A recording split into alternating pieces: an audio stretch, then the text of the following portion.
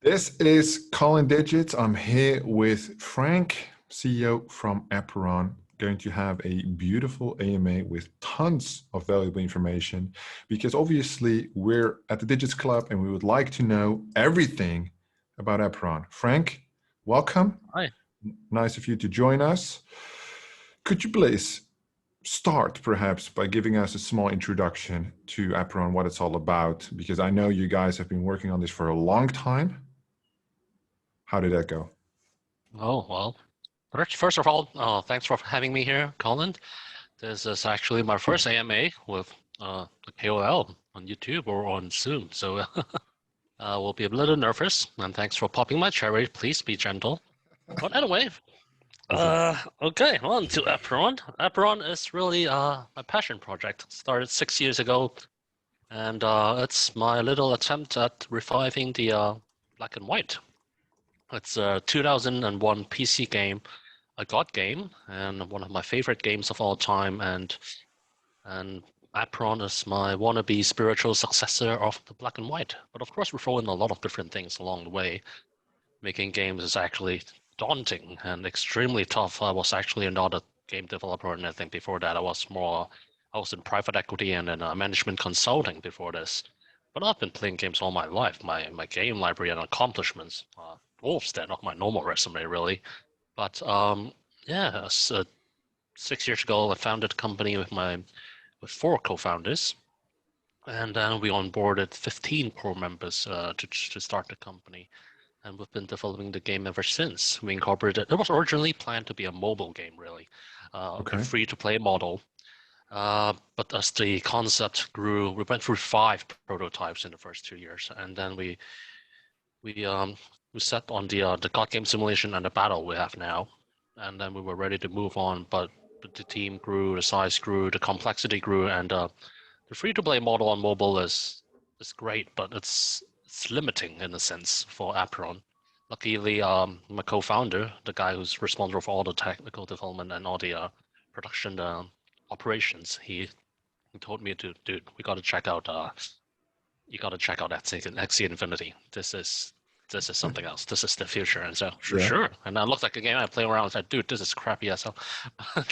Honestly, I looked at the system behind it, the breeding model, the blockchain, and how it integrates with the NFTs and real life the exchanges, and it was like very refreshing. So we played it extensively, and we found that the token-driven model introduced by Axie, yeah, and the blockchain technology and NFTs are really great, with which great games could be built on, and it really fits Apeiron. So yes, we remodeled our Apeiron into a blockchain game. It's not just a simple mobile port. We want to do it proper. And so yeah, we remodeled a lot of the stuff, and then we went into a full production on the blockchain last year. And that's where we're at now, after a lot of dwelling, diving into the blockchain and Axie and the different games and the landscapes. Right. And How hard was it? How hard was it to adapt? Because I mean, if you went 6 years of development, I assume there was like a really strong foundation there, or maybe, I don't know, near completion. How difficult was that original base game for it to change or adapt to like the blockchain crypto stuff? Was that complex, or was it a lot easier than you expected? It's complex. The first thing we identified for the blockchain equation is to breed. The breeding element introduced by Axie and CryptoKitties, so to speak, really fits the NFT model. The idea of breeding the creation of new NFTs for other players to play the game is wonderful. And putting it on a galactic level by breeding planets and universes is absolutely ridiculous, but at the same time, we found it to be a pretty interesting. And so we incorporated that. And the most difficult task for us is actually our original quality is what you see in the trailers and teasers. It's all in 3D and funny, cute graphics, I guess. But the rendering is of, well, I'd say above average quality. And to create breeding and variations needed for the breeding up to billions of combinations is the main disadvantage for us, because we are trying to do everything in the 3D while most breeding games out there usually do it in 2D. And And our And art is it directions. like is it like a labor intensive or tech wise or cash flow wise? Where is the difficulty on that? It's more labor intensive. The Okay. art space, the artwork required artists. Um, it's very hard to find the right artists, so to speak, nowadays, especially in Asia or around the world with the rise of NFTs, the so-called the gig business industry where everyone is outsourced and the pricing is really getting very, very enticing for the artists themselves. And the developing markets are all growing exponentially, so to speak, in Southeast Asia. Originally, it was still relatively easy to recruit, but the competition rose rapidly lately, with everyone trying to develop games and NFTs. But still, we found talent along the way, and still trying to grow our size. Hopefully, with the closing of our seed round, some PR announcements, we'll find recruitment easier. As for the tech side, it's actually not that hard on our end because our original company, the original 30 employees, actually most of them are front-end, back-end developers, technical artists, technical developers, and game designers. We actually lacked artists, so to speak, in the beginning because we didn't expect to incorporate such huge breeding variety. But Right. yes, the other tech side is it's okay. It's standard with enough developers. We're still recruiting, of course, and but a lot of the stuff that we prepared. If you imagine Apeiron to be a game with 4 core mechanics, God game simulation and battle being the 2, we have that pretty down. But the other ones that we adopted for blockchain is really the reset mechanisms and the breeding mechanism. These are the 2 core gameplay mechanisms that we incorporated uh, to fit into the blockchain model, 2 giant mechanisms, and Right. that's the Right, because when I went over babbling the on. white paper, I saw like the main key game features. For anybody not familiar with Apeiron, could you give us like a small rundown of the gameplay in terms of like the little dudes, the planets, the avatar, how that works? Okay. Well, have you played any God games yourself, Colin? Spore, Black and White, Populous, any of these games? No, I don't play that many many games. I always say when people ask me this a lot, specifically on AMAs, we only play games with women, right? But we don't play any video games. No, I play. I used to play World of Warcraft, but that's like the MMORPG, of course. I like some Mm, Age of Empires strategic game, but not really like okay. when you're the person in control of like what happens. I don't think so. Maybe Civilization, is that like, it's like strategic. Is that like a god game where you're like the No, person in charge no. of everything? No, no, then it's Similar. Well, a no for me. God games are it's a subgenre. It started out as a subgenre of real-time strategy, really, and some simulation, but it evolved over time. The easiest ways to put it is, well, have you played SimCity or anything similar to that? I haven't played it, but I know how it works. Okay, I'll stick to woman analogies next time. But anyway, Okay. uh, usually in a city building game, you'll be building the cities, the houses, the armories, the barracks, so to speak, using resources, so to speak. But then in a god game, everything is more indirect. You'll be building the trees, the mountains, the waterfalls, the rainforests, the flowers, so to speak, the food, the crops, while the actual building of the civilizations is handled by artificial life. In our case, these are the dudes, the yellow chubby chocobos or minions, if you like to call them, but we call them dudes. Dudes inhabit every planet, and depending on what you provide for them, they will build structures, buildings in your honor, of course, or just to be more dudes themselves. And you'll be using the 4 elements as a god of the planet. You'll be using the 4 elements to interact with the environments, cast rain, cast earthquake, pressurizing sands and rocks, blowing stuff around, using fire to destroy and rebuild stuff. Ultimately, you'll change the environments to allow the dudes to thrive. And how you shape your planet, actually, there's a creature, there's an avatar that grows together with the planet. Each avatar is unique to every planet. Our planet NFTs actually come with 2 things, the planet itself and this creature that grows with the planet. How you shape the planet is how you shape your avatar, your creature's HP, attack, um, uh, defense, crit rates. So it intercorrelates and how you treat your dudes on the planets. You can either treat them good or evil, actually, depending on how you use your miracles and elements. How you treat them and how they view and worship you will affect what skills your avatar has. And in this avatar, you will control directly, sort of like a giant robot or a giant hero. You'll be doing battle across different players or AI-controlled components across the universe. The universe is the game map itself. Yeah. Planets being the basic unit of play, you will be jumping across planets, stars, solar systems, galaxies, and quite ridiculously, if you The can imagine it. whole the whole Yeah, wide adventure. it is. So basically, it starts with the planet, right? So you have this, you have these dudes, and you can basically cast whatever elements to kickstart off the environment, right? Changes happen, that goes on. That avatar becomes either good or evil. Obviously, evil, right? I think for most of us, we torture them. Depends. They worship us.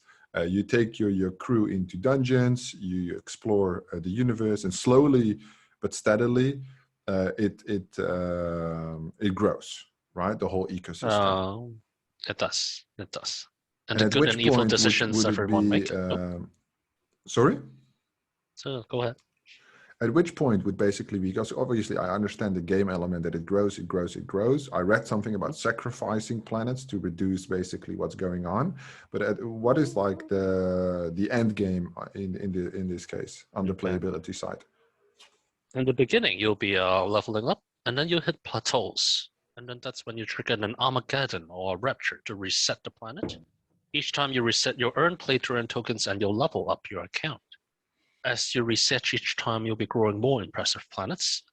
And ultimately, when you're at the top level, you can engage in multiplayer play, because Apeiron, one of the main features in the late to mid-game cycle, is actually on alliance play, on guild play. There's 12 mythology galaxies spread around the universe, and these are all centered around different creation myths from around the world. There's Babylon, Egypt, Shinto, Southeast Asian, Latin American, Greek, all 12 of them. And they all are giant, well, if you play World of Warcraft, similar to a giant expansion pack with different game modes all centered around GVG and GVE elements. There'll be world bosses, dungeon raids, battlegrounds, and even seasonal esports events. Each galaxy provides a different game mode, sort of like a new continent in World of Warcraft. But of course, not as giant as done. Those are the AAAs. We're several categories lower, but still huge content packs that we planned over the time span of over 6 to 8 years, and even more, to provide different game modes for alliances, multiplayer team play on massive scales. And yeah. Right. So at the end, well, I understand it now better. Thank you so much, actually, from the review of the white paper, now your answer. So the game actually has continued longevity based on these additional, like you said, expansion packs. So the core of the raids, the dungeons, etc., it's the gameplay is the same but different, unique to that expansion then, and the user can basically specifically driven by the guilds, right? You can say that.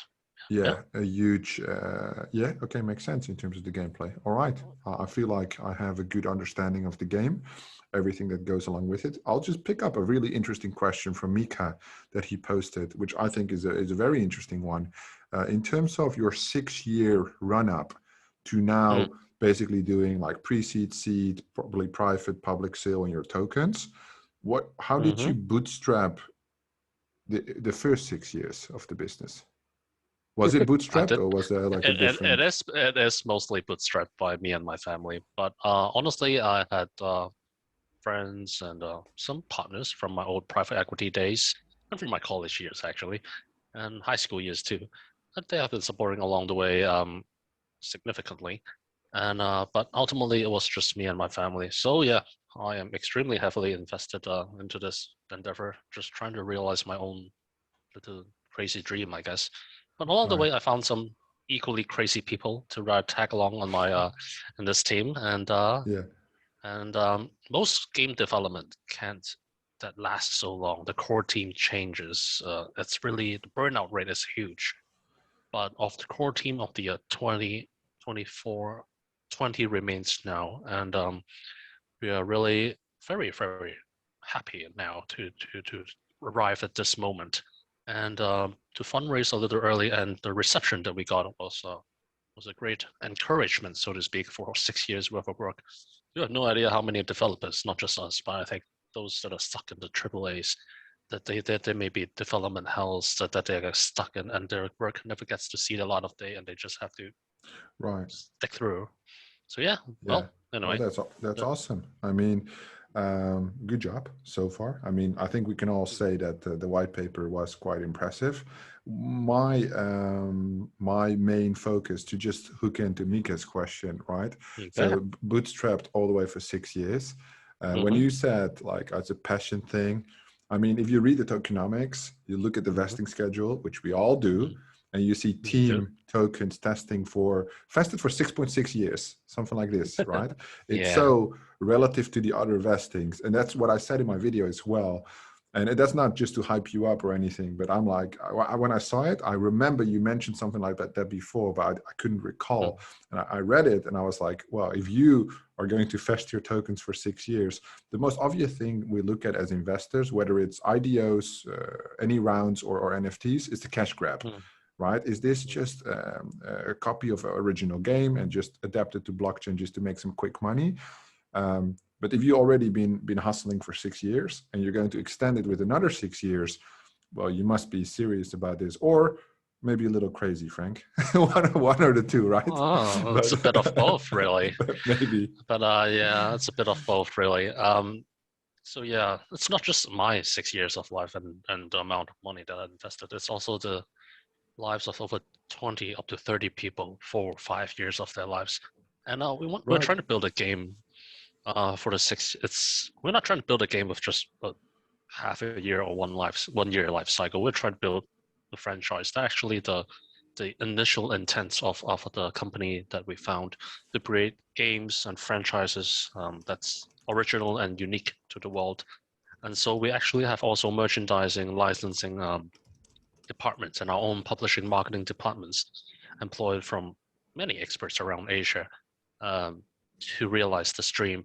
And yeah, sorry to disappoint most of the listeners, so to speak. Our TGE and our public sale is not going for a fundraising approach, not a price discovery approach there.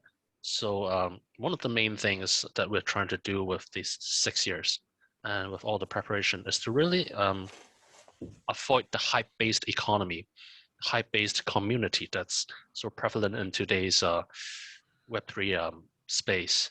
We think hype is great for fundraising. Awesome returns. I myself was really great into the DeFi Ponzi rap that was out there on Phantom and Avalanche. And the flipping of the NFTs and the stuff is really profitable. But ultimately, having witnessed the hype and the fame, I guess, destroy the community itself and and give so much pressure to the development team and the community. Any long-term project that originally had great aspirations ultimately crumbled or succumbed to different types of distractions along their production pipeline. And for us, we really want to avoid that to a big extent, actually. So we will do our pre-seed, our seed rounds, we'll get our funding. And then from launch all the way from our TGE until our launch, we're going for a much smaller and a lower price appreciation curve instead of starting really high, which would actually be pretty easy with Apeiron, because we actually have a lot of support from the community and from the from you, KOLs like you, who really believe in the product, which is great. But at the same time, because we have so much expectation both on ourselves and from our communities early right now, that we want to do it proper and we want to do one right for game developers on the blockchain, so to speak. So we'll take it slow. We'll spend a lot of time educating our communities. If you take a look at the allocation, the community and marketing, there's 8% in it, as much as the seed round itself. It's not just airdrops.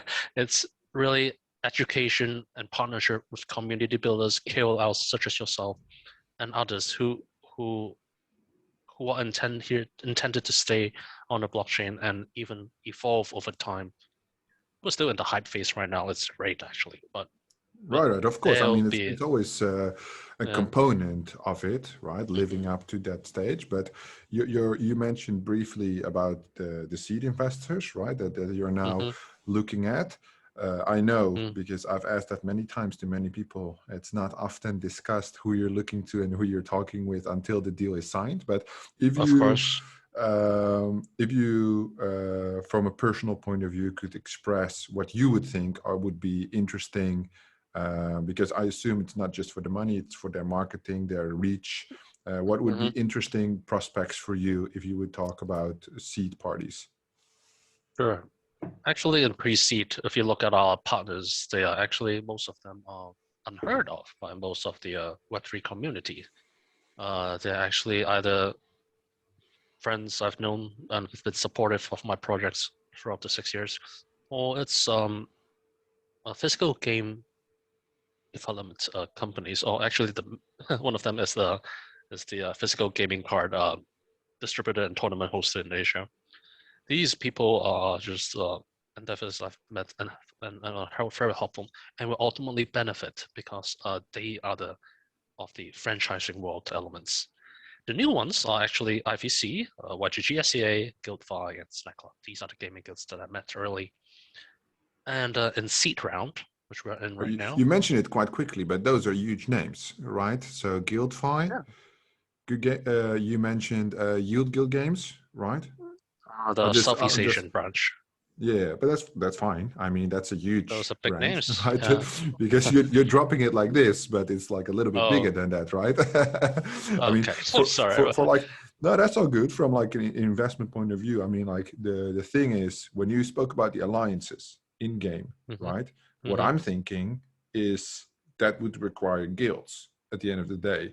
And if now you are pre-seed seed, right? Let's focus on the seed, talking with these guilds already, then it's not something you're considering at public. The other week, I was talking with the game and they said, yeah, we're heavily into games. And like, which one did you sign? The TGE is in 2 weeks and no guilds have been signed. Well, that's a problem, right?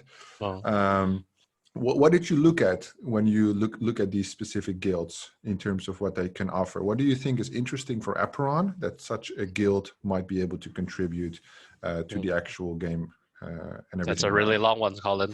That's a really, really long one. And I'll have to get back to the seed round after this one because it's actually very important. The way I skimmed it through was actually undeserving. Okay, let's go one step back. It's fine. You continue with your story. I'll go back to it later.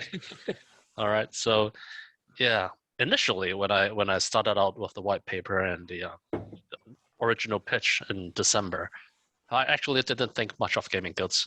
For us, we saw the growth of gaming guilds, the boom of gaming guilds, the rise from the scholars, so to speak. And originally, I thought they must be the grinders, the takers of the economy.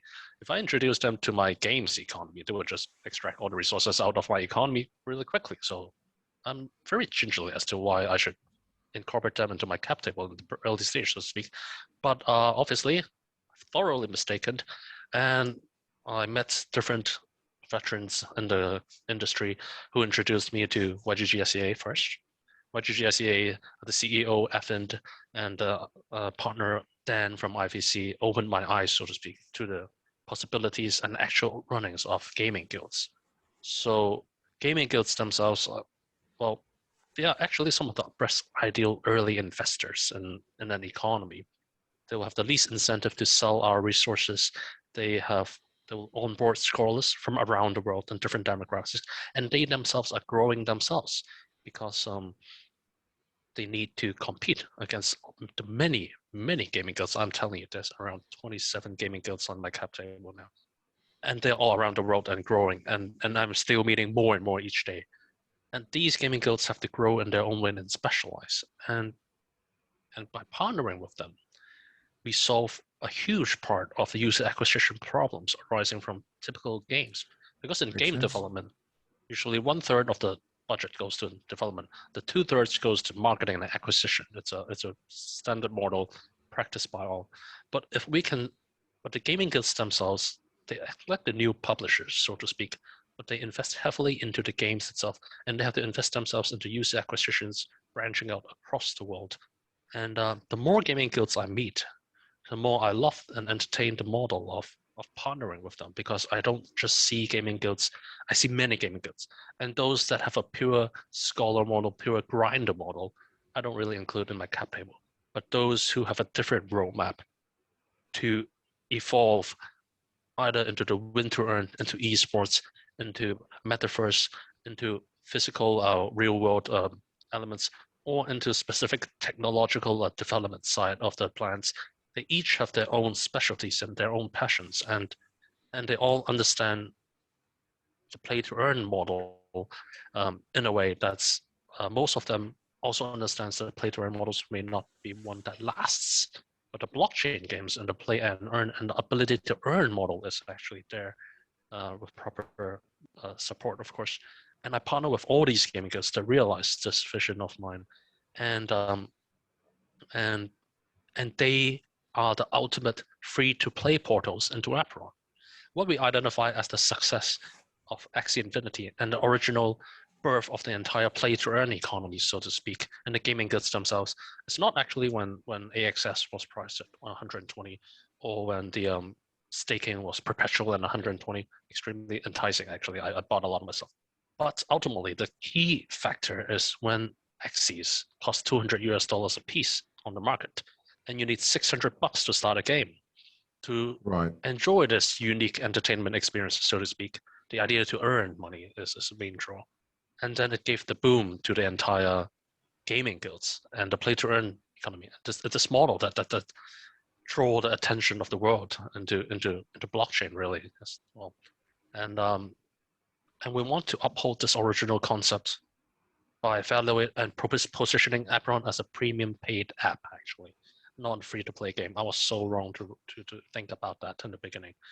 We should focus as a developers in developing unique entertainment experiences with win to earn and team and earn elements, while the free to play element, the free to play portals, is with all the gaming guilds that we partner. They invest in us. They have scholars. They will onboard different players, educate different players in Web3 and everything. And Apeiron will be a unique catalog on their diverse catalog.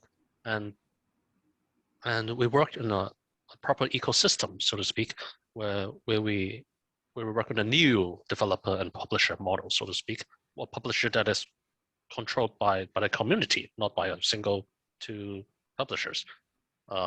The whims of the 1 to 2 guys. So it's a new ecosystem. And by looking at how many new play to earn games, so to speak, in the market suggest free to play elements to allow accessibility is not, in my eyes, not properly leveraging this giant billion-dollar industry that is continuing to rise, called gaming guilds. Why not work together with them, collaborate with them to form the ideal user acquisition education model? And I evolved this idea shortly after meeting many of the giant gaming guilds, from YGGSA and then to Guildfy. Different types of guilds, different evolutions down their path, but very passionate individuals each, and very, very smart and talented team behind their back. And yeah, and so I continue to meet a lot of them, even the mid and small sized one, because the giants have their advantages, while the mid-sized to small-sized ones each provide very different flavors and individual technologies and things, and they really give the spice to not just my cap table, but to the gaming landscape that the players will eventually meet. And yeah. And so yes, there's a bit of everything. As long as there's like a win-win for the guild, obviously they need games, right? Yeah. And the adoption of the Apeiron game could definitely be significantly boosted. What would be perhaps a more difficult question? The strategy be for onboarding users if you could not utilize the gaming guilds? Well, we still have the merchandising and franchising department. The dudes themselves are very lovable and cute. If you're a good god, or you can outright find them extremely annoying and naughty and just you want to punch them out the sky. It's all perfectly performable in Apeiron, and they developed into these giant plushy dolls we're building right now. And there's merchandising and there's stories The story element is that we're remodeling a lot of the different creation myths from around the world. If you'd notice that actually a lot of creation myths makes very little sense if you read them. The gods are very, very whimsical, sadistic in nature, and random. And we try to make sense of these stories using our own Apeiron storytelling and also the dudes to make it humorous and funny. And we'll do animation shorts centered around different mythologies around the world and tour the world with these animation shorts to couple with our releases. And also, Apeiron, forgot to mention, is huge on esports. If you take a look at the battle system, it's extremely esports oriented. With the esports elements, is one of our main user acquisition process. In the first phase, we acquire users from the gaming guilds from the Web3 space, but we will move very, very quickly into esports and to popularize giant esports events. And this ties into what I want to say in the seed round, one of my huge tranches, so to speak, the core anchor actually. One of the anchors, I need 3 anchors. One anchor is an esports and merchandising, and we want to develop this arm early to properly expand the market from Web3 gamers to esports gamers and then to the Web2 space. And on the other pre-seed table, we have the physical gaming card founder, who really is very crucial to the Asia's physical gaming card scenes. And in my eyes, if the original gamers from Web2 space are the gamers that we want, the physical game card people are the OGs of these people. Only the geekies, right. well, not the geekies. No, when you say physical game card, do you mean Magic the Gathering? Yeah. Pokemon, right. Yu-Gi-Oh. Yeah. You're still a gamer at heart, Colin. I used to sell. It's like a funny story. I have a video on this as well. I used to sell in big scale World of Warcraft trading cards. Nice. Yeah, half illegal, but I did make a lot of money on that as a little side hustle. I think that was 11 years ago, so that's like a long time.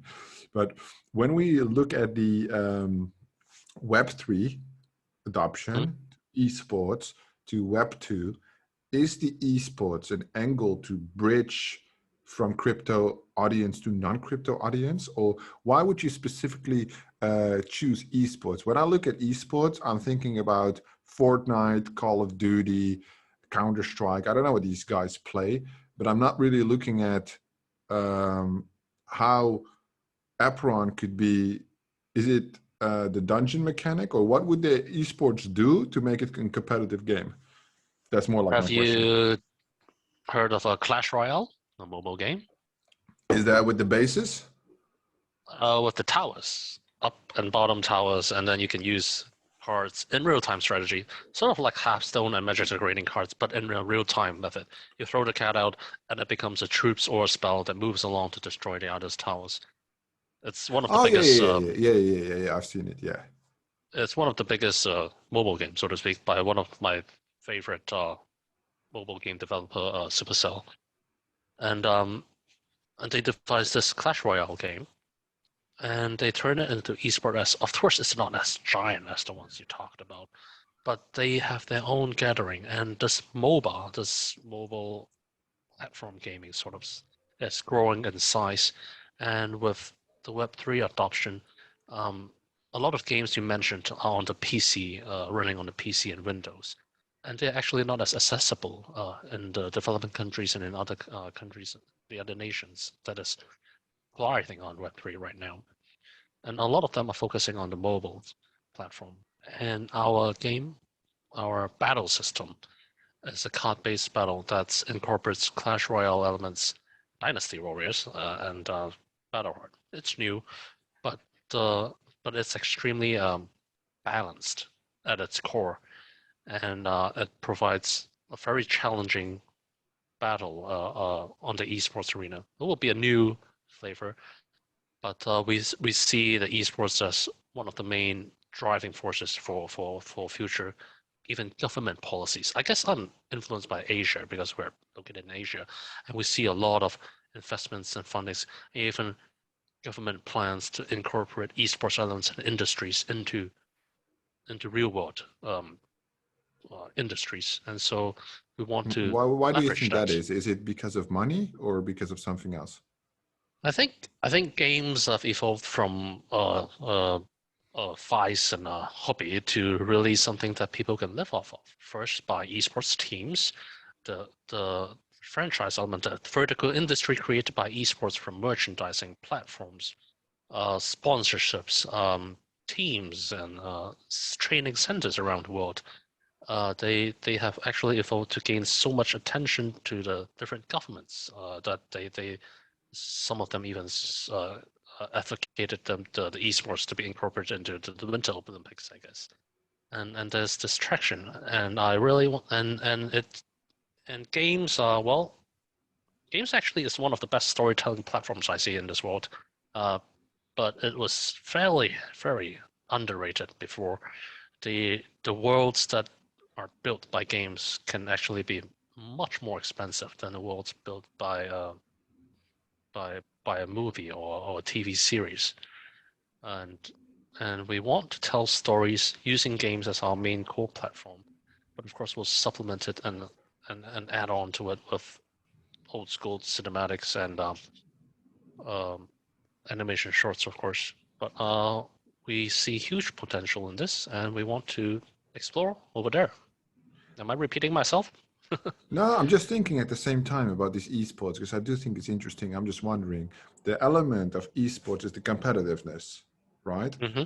So how could we ever have, let's say, a country like India and there's 600,000 teams of 10 people because only the 3% at the top would really earn like good money, right? Are these Mm-hmm. people then still casual, right? Or they would earn something, but not a lot. How is that? Or is that not your business? Well, that's not my expertise, actually. Definitely not my expertise, but I've looked Tokenomics, into right? it. Economics. Well, the teams themselves, yes, it's a tough business. Only the winners, actually, so to speak, less than 3%, I think, get to split on the earnings of everything. But there's an entire ecosystem that's born on it. The KOL platforms, the YouTubers, the videos, the streaming services, the merchandising, Right. Okay. and a lot of the sponsorships is actually related back to once you relate back to the merchandising business, into the platform fees, and into really different types of sponsorships, so to speak. It builds up into a sport itself. But at the core, I agree with you. It's not everyone can benefit from this, but but people are willing to root for their teams, so to speak, even Yeah, if they yeah, don't win. yeah, yeah. It's Makes sense. It's it's like like the watching basketball following and games and soccer everything. games. Yeah, everything to And it. All right, that's sometimes cool. it evolves into something else. Yep. I'm babbling. Please stop me and move on. It's all Back to the good seed round. because Back to the seed, we I guess. have the game now. I like that we're going a little bit more in depth and not specifically about the Apeiron game because I have a video about the Apeiron game which everybody can see all the details about the game, what it does, how I it saw. works, the game features, So and I this corrected is the more. typo you found. Yeah. Oh, the I found. Okay. It's Yeah. more about like the whole understanding, right? Like we always look at the game, but the real interest for me personally, and I think everybody here as well, is is the company thinking about more than just their own game? Like a lot of these companies are so obsessed with their product that do they see what's going on around them? And now I hear you, and we actually have the opportunity, Frank. So I appreciate that to ask you these questions, where we can actually see like, okay, what are you thinking? How are you thinking? Because all we do is we compare it with other people that are willing to talk with us, and what are they doing, and we make our choice based on that.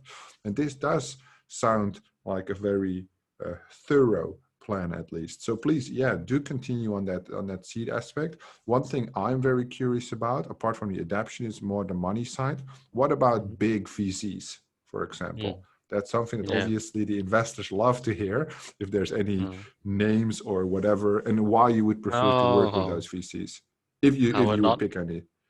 I would not want to jinx my cap table right now, especially I'm 2 weeks before I close it, Yeah, that's and fair. so yep, I can't reveal. I can't. I don't want to jinx that. But I can tell you how I strategize the seed table actually. Sure, that would be great. Not going for name tag collection here. So once the seed closes, um, you won't see a huge round of investors because I'm sort of an old school private equity guy in some ways, and so I believe commitment and comes from the amount invested. So if people just invest 150,000, 200,000 into the seed round, they're just there's very little incentive for them to really help out. Really. Oops, someone is calling me. Anyway, um, oh, where did I leave off? So yes, I want to look for core investments that make up my cap table. The gaming guilds will make up around 1/3 of it. The giant gaming Right. guilds. They formed user acquisitions and the user base. Of course, they're very important to us. And the around one quarter will be the gaming VC funds. They are very specific and talented gaming VC funds that know game how tokenomics and game mechanisms work. A lot of games just plug a playthrough in. They just plug 2 tokens or 1 token into their icon, into their game that is a mobile port or reskin project, and they publish it out. Well, speed-wise, it's great, but ultimately the model will be very hard to sustain. And these gaming VCs have lots of experience dwelling on these games. 2 of them that I really like actually worked on the original Axie model and also some of the really great and solid games that are on right now, and I really want them in. And then it's the giant VCs. The giant VCs I separate into 3 cores. One is the metaverse. The metaverse is pretty much a VC that is very invested into the chains and the NFT projects, because one of the main draws to enable sustainability is actually to increase the utility of your in-game assets, your NFTs, so to speak, for every game. And that comes in the form of metaverse collaborations. Still 3 to 5 years away. The ultimate digital property rights model is a tough nut to crack. But if we can find a metaverse partner that is very into this model, and the portfolio projects can be accessed between each other, it forms an early gateway, an early mini model of the real metaverse to come, and it will increase the utility and the collaboration between the games itself. And so we want a core partner there. The other one is really one that's very strategic to penetrate the tier 1 markets.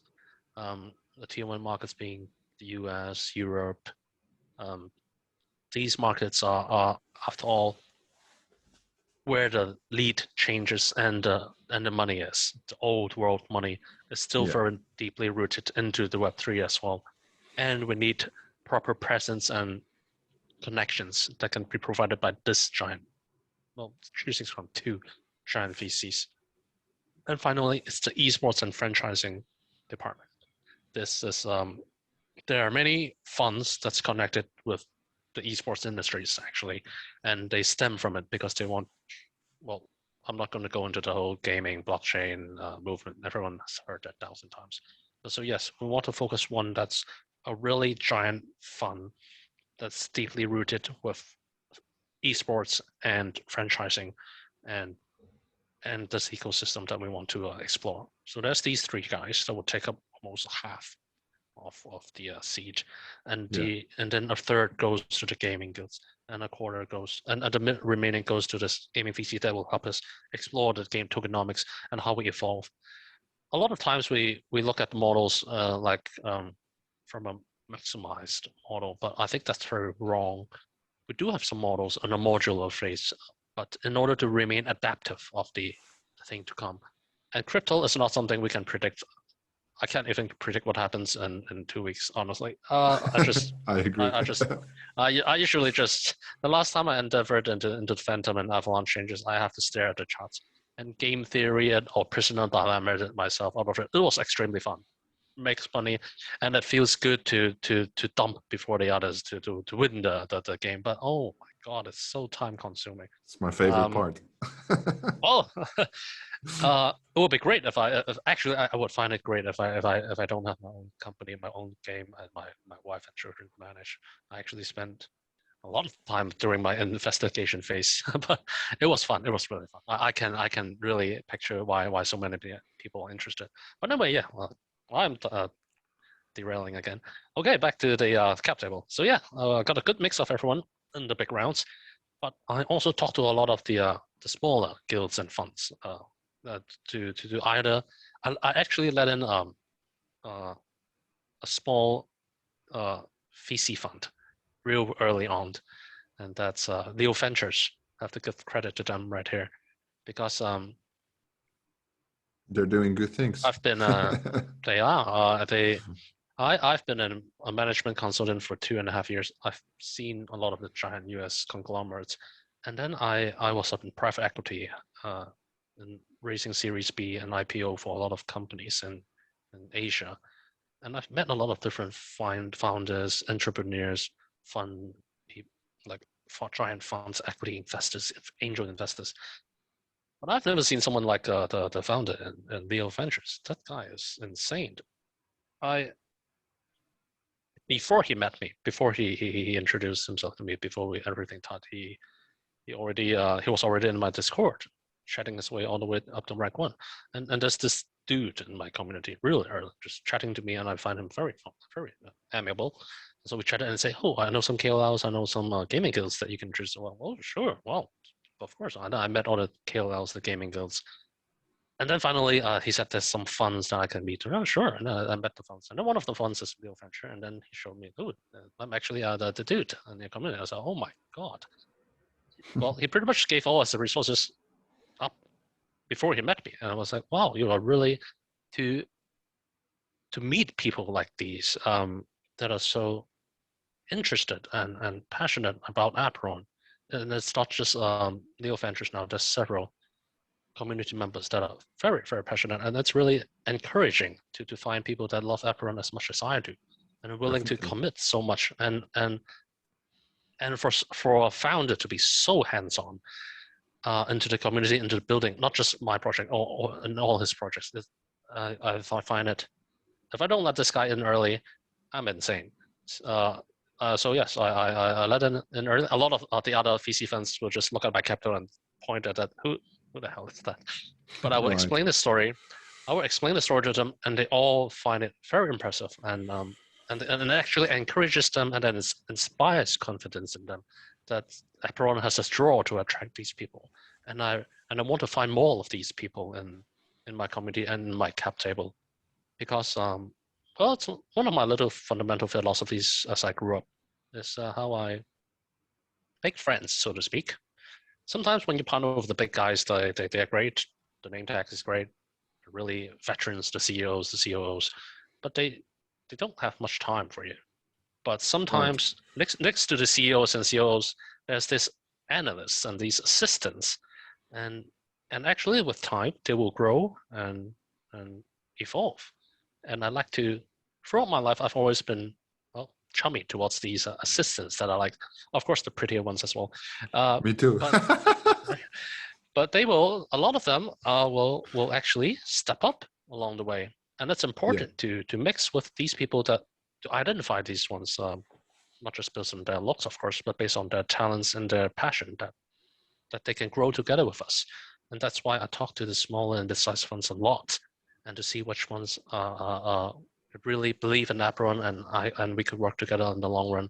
So yes, I talk to everyone, big and small. So crazy times, but happy times. After all, 6 years of development is no joke. It's went through so much crap. Like but those anyway, those additional 3 to 6 months now. I mean, like now it's coming to market, right? You can really see. Well, like here, right? You're stepping out there, you're showing your face, showing the business. I think that's one of the more important things once that step is made. People keep asking about the NFTs, so I'll make the switch in a second to these NFTs, because that's definitely quite interesting. But one thing I want to say about that seed is that, to summarize, it's a lot more strategic than just a raise of money. Right, that's what it appears, that you're putting together your vision even through that seed, because as I understand it, you could raise the money either way that needs to be raised, but it's more about what the value of these investors bring apart from the money, right? So that's definitely important to note for everybody here, I think, as that's interesting, right? It must mean you understand the value of what you're doing, which I think is quite obvious already, has been obvious, but that Hopefully. confirms it as a fact. When we speak about the NFTs, right? Because obviously you have a setup on the tokens, which we'll discuss later, but the NFTs are quite interesting. Could you give us a rundown, please, of the NFTs available, the first mint that is coming up, and somebody asks specifically about the utility of apostles. Apostles are actually airdrop events. 12 consecutive airdrop. Well, not consecutive. We had a hiatus in Chinese New Year for Red Pockets. But it's actually a 12 consecutive weekly airdrop events. We give them out for free. 300 of them, 12 classes. They are the 12 classes of the pets that you bring along in combat. And these apostles are origin apostles are actually unique collection of these 12 classes. They're pretty powerful, but not extremely powerful. But the value comes in that they're collectible. Let me dwell a bit more on Apostle NFTs first. These airdrops are weekly. I think we're at our 10th run right now. There's 2 more to go, 1 or 2 more. I forgot. And when the game launches, you can use these as the relic NFTs. They're like equipment, so to speak. Every planet comes with a bunch of equipment slots, and there's 4 slots specifically for these apostles that you can bring along in combat. And with these apostles, you can have a pretty cool sidekick early on to breeze through the early content, and they offer great choice into the deck that you will build. But ultimately, the main value of these apostles is in the collection. Collecting, the more you collect, not by total number, by variety, you'll be able to automatically get yourself whitelisted in our coming pre-sales. We have multiple pre-sales actually.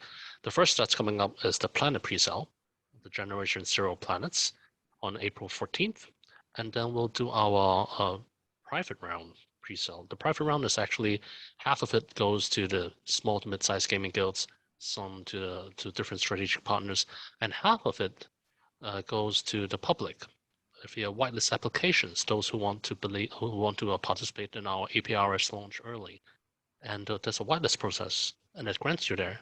And then in the June star and land sales, it also grants you whitelist access into those by collecting enough. You need all 12 of the apostles to get the whitelist, or just 1?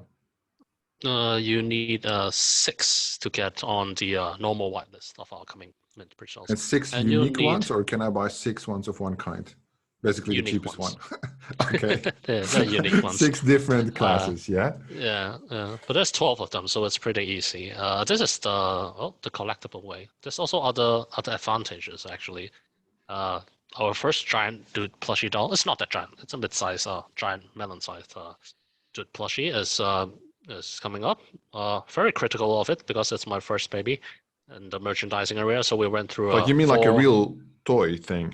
Yeah. It's going to be an NFT ticket, but it's going to be free. Anyone who owns 4 apostles will be entitled to join an event, and they can earn this ticket that entitles you to this plushie.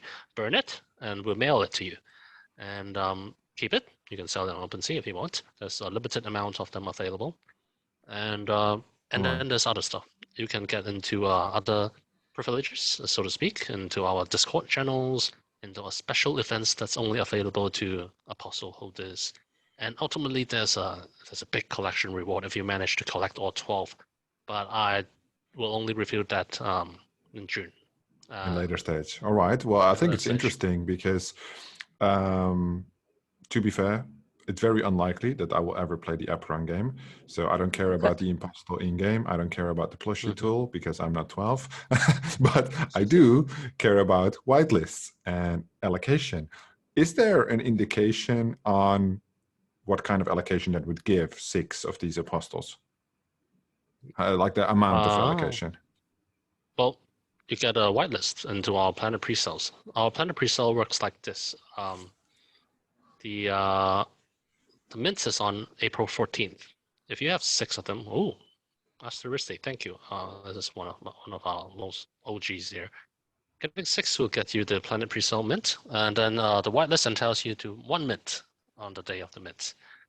If you collect 7, it gets you into the pre-sale whitelist. It's up to from 1,000 to 10,000 around US dollars of allocation in the private sale, but it's all via applications, and you have to submit an application, and we go through a KYC process, all that. Okay. And then there's the collect more, and there's the VIP whitelist. The VIP whitelist, it should be VIP. It's a very important dude. But anyway, you get to mint earlier and more planets, 2 planets to be exact, 2 hours earlier before the mint, and 2 planets you can mint if you get 9 apostles. And then of course at 10 and 11 you get more VIP whitelist. Yep. Yeah. And then yep. Specifically, my question about number 7. Yeah, I hold 7 Origin Apostles, a PRS token whitelist. Is the sale hosted by you on ApeironNft.com, or is it through a launchpad? Oh, this is one of the biggest questions I'm trying to model myself, actually. Originally, we were trying to go on the launchpad.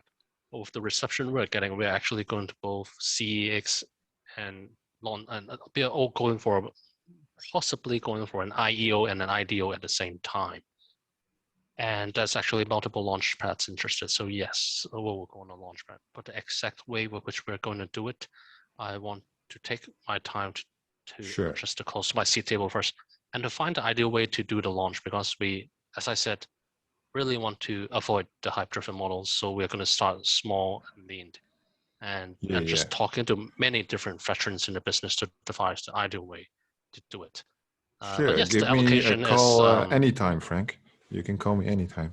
Really?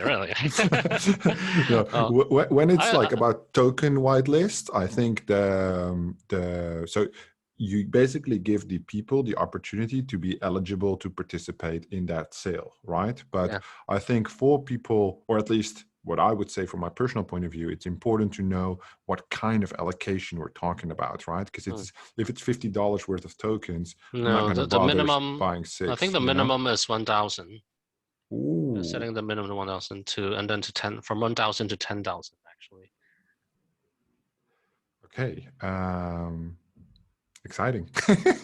Yeah. Herman, go on OpenSea, buy us 12 of these apostles.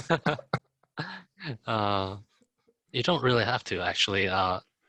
This is more the collectible way. The easier way is to just join our community and participate in some of the events and get some quest marks.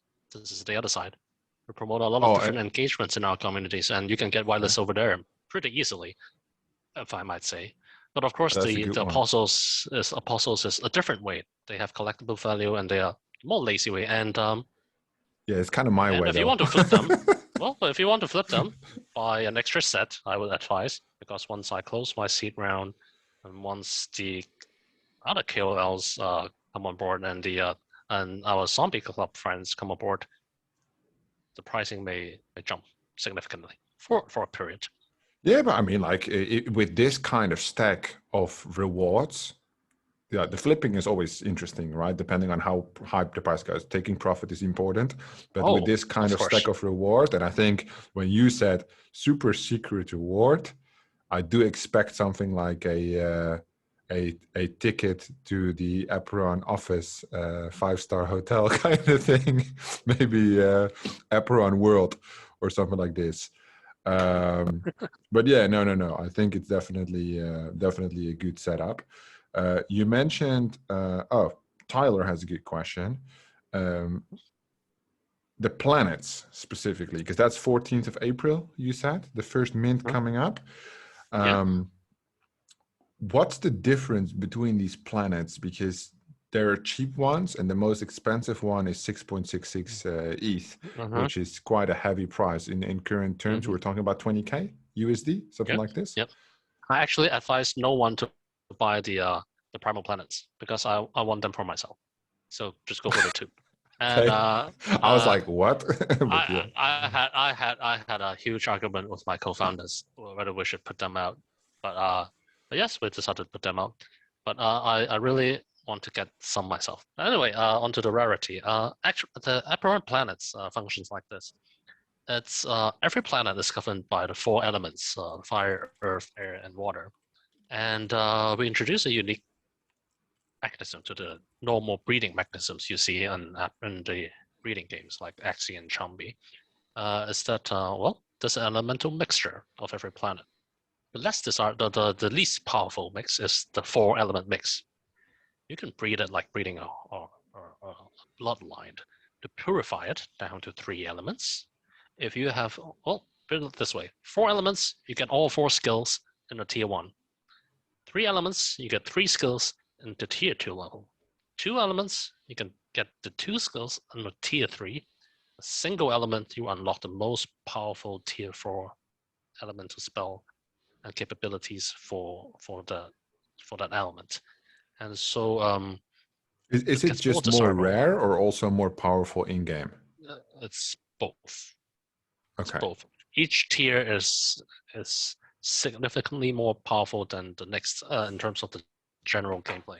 But this doesn't apply in the late game arenas. Actually, as I always like to put it, the primal planet is the noob canyon. Do you know what a noob canyon is, Colin?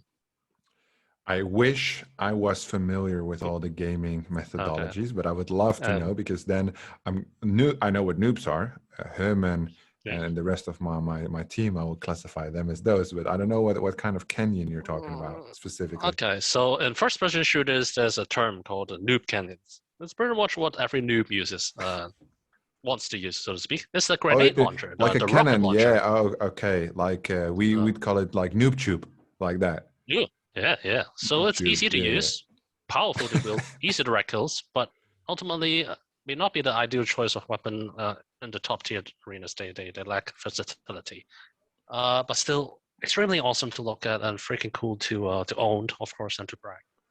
And in the right hands, extremely devastating, of course. And so yes, the primal planets are very powerful and but very hard to maintain, so to speak. Imagine a fire planet and your dudes ask for water. It will be tough, but it's doable. Oh, right. And what do you so the hierarchy of these NFTs is basically stars, planets, well, avatars? the planets are the basic unit of play. No, the avatars comes with the planets. Every planet is already its own avatar. And let me scroll a little back on the hierarchy of the rarity. The more expensive the core, the higher your chance is getting one of the rare breeds, getting primals, dual elements, and tri-elements. So the chance, you can look at the chance of the drop. It levels up together like that. And if you play any breeding games, this is a whole another topic. We'll be here for 3 hours, Colin. And to breeding is actually a monopolizing game in some aspect. We actually bred a lot of Axes last year.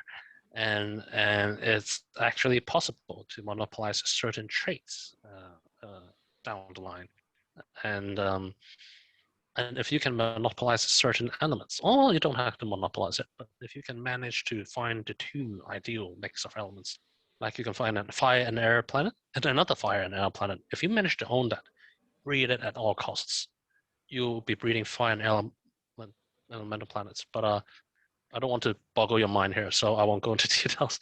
Yeah, but, it's quite complex. I'm trying to visualize it, but there's a whole different way to play in itself just by breeding, and we tie it all together with gameplay. But ultimately, yes, different tiers entails different chances to get the better planets, and yeah, there's rarity and gameplay advantages, so to speak.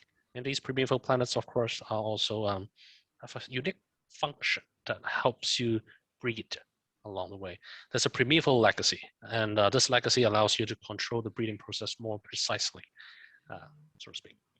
And well, let's leave it at there. Yeah, Do you because have pretty good? obviously it's quite a detailed topic with the planets. I think very helpful dude and community members here answering your community's questions, so to speak. But dudes, please leave some room for the questions so I can interact with them. Okay. Anyway, back to you, Colin. Where are Even we? when they come on, I'll try to pick them up. I'll have the chat open here. Um, Yeah, okay. So Tyler has as what Tyler is sharp today. He's saying obviously the whole breeding component is quite complex, right? So you have the different alignment, the different choices. What would be your way of communicating to the actual users how these features work, right? Because I mean, of course, from the user, the gamer, because Tyler is asking about the gamer, I'm more interested in the investor point of view. Yeah, let's say I have 4 of these planets. I need to breed them. I want to make the right call in judgment of the rarity or how that bloodline flow would work. But I also don't want to spend an hour looking at images or explainers to figure out how this works. How would you, or at least your idea on how to communicate this? Or is it actually a lot simpler than we now are thinking? There's actually 2 aspects. The really simple version, if I want to dumb it down, is well, not dumb it down, to simplify it, is good correction there. well, the planets are extremely valuable, and once I close my seat round, once the other KOLs come aboard, once the celebrity KOLs come aboard, the price is going to soar. So just buy it and flip it. I think you can do it within weeks. Well, I won't want to show that there, honestly. But how you look at it is these planets are actually there's 2 parts. How to get to the average gamers. You see the 8% allocation in the community. That's where we place a lot of emphasis into education. Actually, if you look at our community, we have programs and incentives for different players across the world to translate and summarize these features into different infographics, and it's readily available in our discords and servers. And you can find these resources either by asking around, by looking at the links, going on our discords, or on our Medium articles. Short summarized version or detailed versions are both available. And as always, you can either ask the mods or you can ask me directly for in-depth analysis. But on to the breeding mechanic, you don't have to breed per se. You can just hold, because each element is quite, elemental mix is quite rare in the beginning. And everyone will try to find a pair to breed, those who want to play, who intend to play. If you don't want to breed or anything, you can just put it out on the market anytime. If you got a dual or tri-element mix, people will definitely want their hands on it. The other ones who want to breed. And we spend a lot of time educating the crowd. Breeding is important. Do you know what gave rise to Axie and CryptoKitties? It's the breeding mechanics. The breeding mechanic is extremely fun and rewarding. And those who own these primeval planets and those who are willing to breed, they are the sole distributors of our games. They are the ones who will be selling the planets to the average gamers and players in October. If you own a couple of these now, you'll be literally printing copies of our game, aka printing money by the time the game launches. And our whole token-driven system, the tri-token system, and the mechanics we use is used to value these planets at a higher cost and continue to drive their valuation up. We think NFTs, the core technology, and the idea of player owning assets is one that enhances the values via hard work and strategy. And you can be sure that these planets are going to rise because we're going to limit the ability to breed. And so throughout, from the breeding, which is coming live in May, all the way to October, our game launch, breeders are the backbone of Axie. They are the ones who founded gaming guilds, the breeders. Right. And it's extremely profitable. And but of course, we study the Axie model very intensively, so we have differs in opinions on how this should be handled. And there are just so many cases that could happen along the way that we have to monitor the breeding markets very carefully. That's why when a lot of people ask us, why are you releasing your NFTs before the game launch, before the IDO? Well, breeding is actually very complex, and we need a lot of data to support it. And we want to Would watch it how the kickstart market the reacts to ecosystem it. as well? Would it Yeah, like of function as course a it would. kickstart of that economic What? activity? Of course it would, because the governance tokens, the breeding cost the governance tokens, and so it provides utility for both the planet and the tokens itself. That's why we incorporate breeding into it, because breeding really maximizes blockchain and NFT and token model utility, and we want to have that in to ensure that we have the blockchain game But success you could factor. only breed the planets. Is that correct? What about the Yes, you can only breed stars? the planets. The stars are the land, actually. You own a sun, just like a star or a sun, just like you own a plot of land.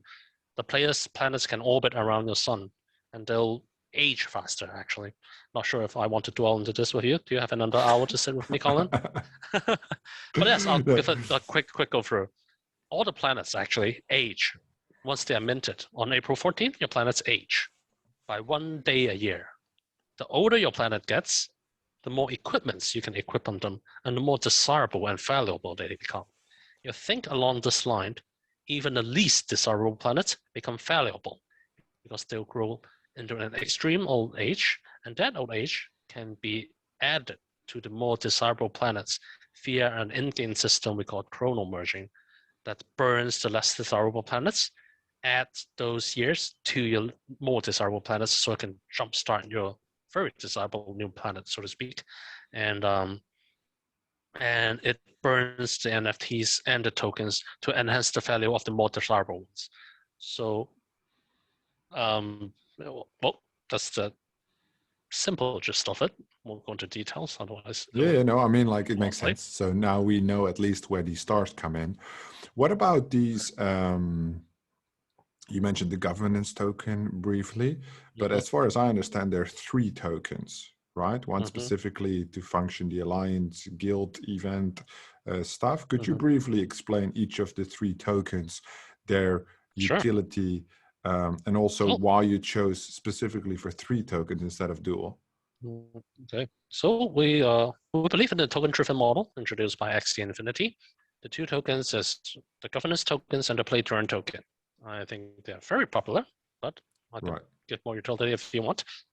So the governance tokens is there to, well, for the governance voting, of course, but we're also trying to go for a different form of a DAO, so to speak, in that front. I believe the governance tokens hold a great stake and a great weight in the voting process. But a true DAO should not entail only its governance tokens, especially when we have multiple tokens and we have NFTs and we have a gamer community. If a DAO truly wants to listen to the entire community, one should encompass all asset holders, not just the governance token holders. And to be honest, if a DAO wants to be fair and you just count on one token and the token is very enticing to the whales, then after all, the DAO would be controlled by the whales back again and the developers. So what makes the DAO special? I find that mind-boggling, actually. But anyway, still, the governance tokens has its weight, so I'll dwell into the DAO later if you want. And then there's 2 functions for the governance tokens: the breeding of the planets and the creation of the relics. Every time you play on your planet, you grow, you might run into a very rare apostle, a pet, or a giant volcano, or giant waterfall that you built, or the dudes actually built a pyramid for you. These things provide powerful passive bonuses. Normally, when you reset your planet, everything is gone. But if you want to save it, you want to create these, turn these into NFT relics, you can use our governance token to mint them into these relics. It's acts like a safe slot, so to speak. So in your new playthrough, you can use them, or you can sell them on the marketplace. The play to earn token is the one that you earn by resetting your planets. Once you get your planet, you'll be shaping it, converting the dudes to your followers. Once you successfully convert a certain percent into it and level up your planet to a certain size, you can reset. Once you reset, it's sort of like sacrificing all these dudes wouldn't want to say sacrifice. Sometimes we call it rapture or oblation to put it more easy. But yes, you turn all these souls and progress into anima tokens, our play to earn tokens. And the play to earn tokens is used to either breed as well, or used to age the planets. Every time you consume another planet's age, you will need to earn our play to earn tokens. So these are the two tokens that's highly akin to AXS and SLP and XE. But having studied XE so intensively, one of the three main flaws we find in it is the lack of social gameplay, the lack of late game retention, so to speak. And a lot of online games and mobile games that last over a year, a lot of them focus on alliance play, team play, multiplayer play, because only when your friends play, you will stay. If your friends don't play, you can pretty much get out early. And for you, Colin, if there's a really hot chick, at least just on the profile photo, you'll be more inclined to participate in weekly events to stay with them. Likely. Well, at least a little longer until they reveal themselves to be a guy behind the screen. Right. And then yes. So we want to and in Apeiron, there's 12 mythology galaxies all centered around alliance content, and even out-game events centered around alliance content. So we want to dedicate a token specifically for these alliance gameplay. The alliance gameplay in Apeiron is no easy. Actually, all gameplay as Apeiron is not that easy to accomplish overnight.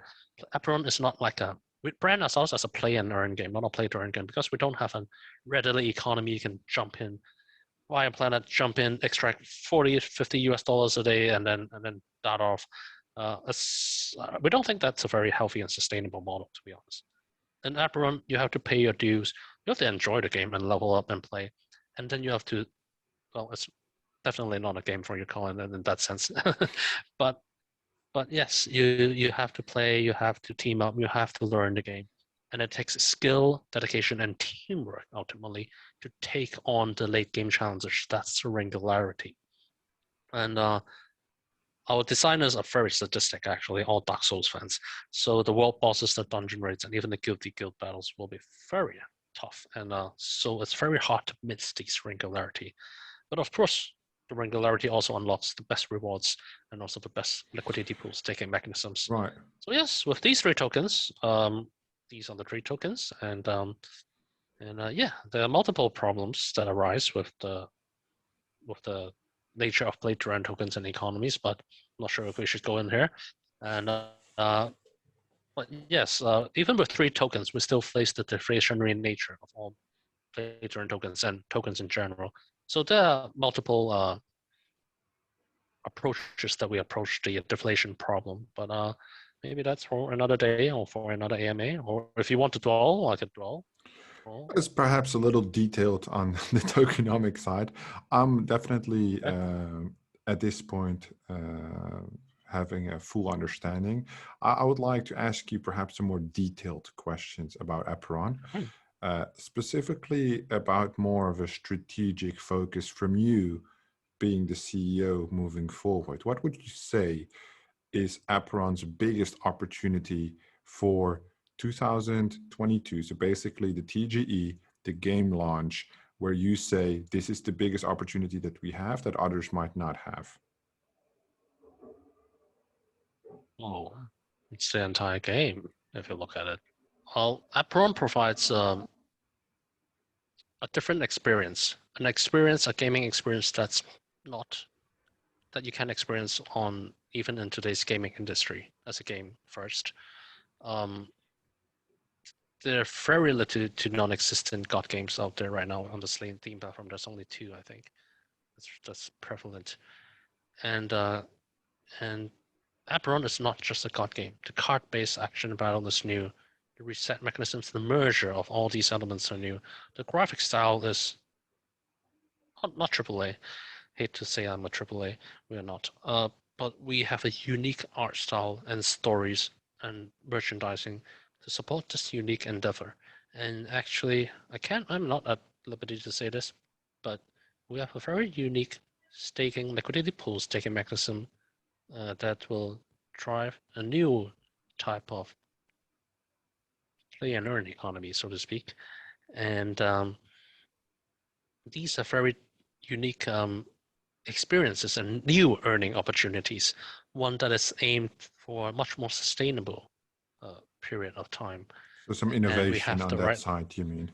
We try to do new stuff everywhere we go because well, it's dangerous and costly, but at the same time, it's the only way to stay ahead of the giants. Well, yeah. And I mean, the thing is, you know, the reason why I'm asking you this, Frank, is like when you say like, oh, new innovation on liquidity staking, that's like I would say extremely interesting, right? When you would say, yeah, because of the game, right? That's what every founder says that comes in on these calls, right? Our game is the best game, and I see Apeiron as a big game, right? But I wouldn't also, say we're the best, but we are definitely a very unique experience that you can't find anywhere else. A lot of other games are big in production, but their game styles fall back to existing models, MMORPGs, real-time strategy, grand strategy, turn-based battles, um, Roblox, and Minecraft. But Apeiron's experience is different. You can experience every game I just mentioned back in the real world with $50 or less. But Apeiron is not a game you can experience anywhere else. And yeah, right. well, So that's that sort of the biggest opportunity, difference. right, for Apeiron, the uniqueness, is that at the same time a big weakness? Because it has there been like a focus group that has, I don't know, adjusted to this? Well, the God games on the outset on the white paper is very hard to get across. That's why God games are so non-existent nowadays. The simple idea to get across to the users is actually extremely hard. But that's actually where education and tutorials come along. Even the most complex games with the right tutorials, with the right user interface and UX, becomes simple and easy. That's how you space it out. If we open up all game modes to you right off the bat, you're going to be mind boggled and everything. But it's always a learning process in Apeiron. It's always a learning process in all games, great games actually. The tutorial is almost non-existent because the experience itself allows you to experience the game in very well-paced manners with different incentives that you don't realize it's complex at all. When you start on your World of Warcraft journey, select your class and there's only 2 skills and an attack button. And that's all you have. If you open up a World of Warcraft game to any other player that look at your whole 2 rows up to 4 rows of skill bars and the entire UI screen around you, they have no idea what to do. Overwhelmed, yeah. And Apeiron right now, if you just look at the white paper, people will just be wrapping around and saying, "What the fuck is going on?" But it's into process. If you look into the gameplay itself, the planet gameplay, the video, that's just the planet and 4 buttons. It's really not that. It doesn't it doesn't look as complex as it sounds actually. Of course, the system behind it is complex. There's a lot of depth to be explored. But the outset, the controls and the functions is highly intuitive and very user-friendly, I would say. So it's a different experience, and we really monitored the learning curve. And we have 6 months time to prepare the community for this, to educate them, to roll out videos on different gameplays. And gamers are gamers. Gamers are always great at finding these different mechanics and strategizing, publishing guides to them early, finding the best ways to tackle the best, to find the best combinations. And it's fun in the process in itself. So yeah, but you are very right, Colin. It is one of the biggest opportunities and at the same time one of the biggest banes as well because of the costs, of the complexity, and of the difficulty. And I'd say that's where the 6 years we had prepared for helps quite a bit. And Right.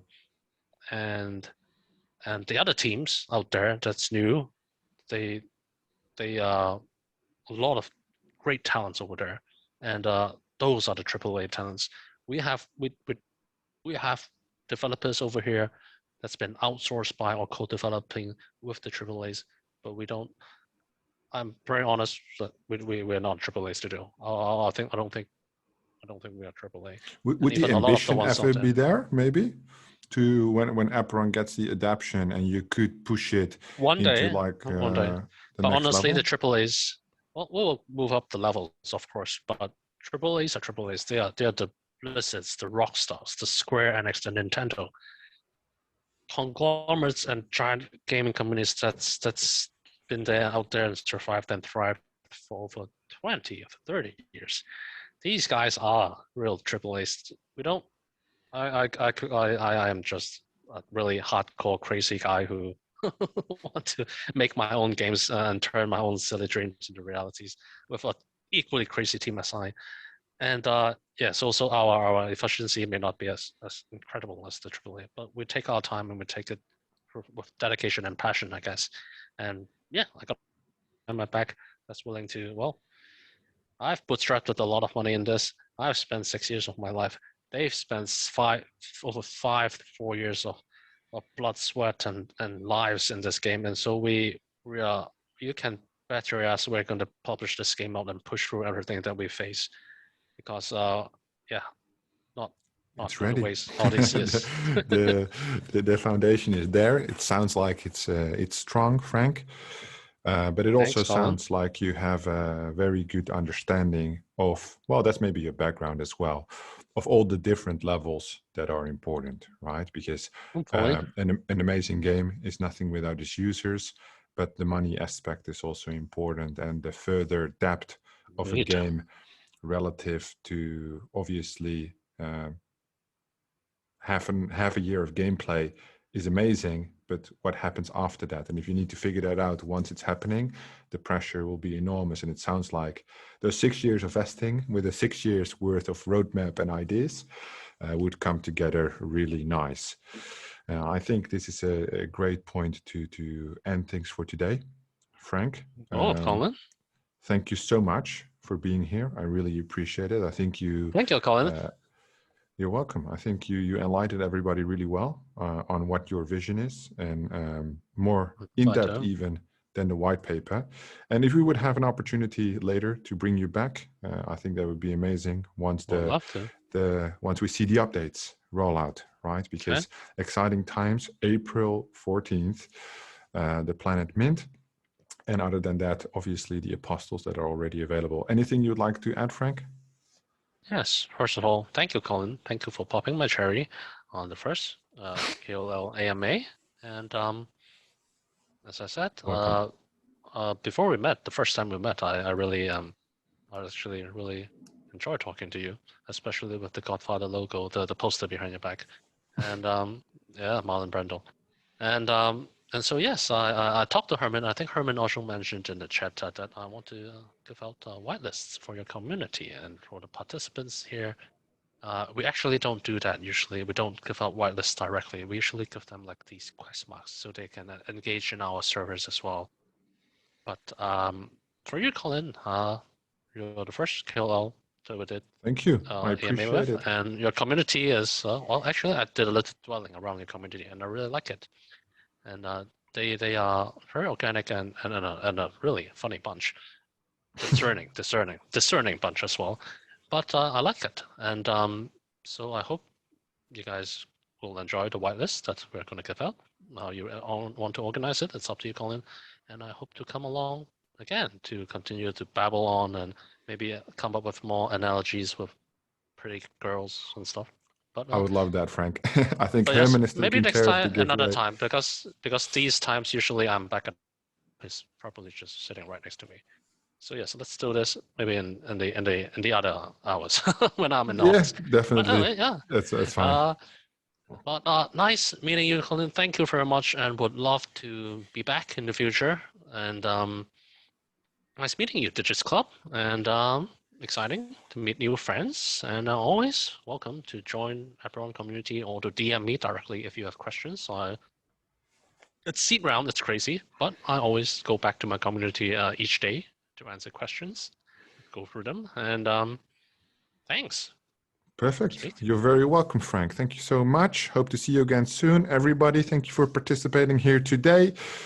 This video will, as usual, be live on YouTube in a day or so. Thanks, Frank. Have a great rest of your day. Thank you so much for being here. Thank you, Colin. Bye-bye.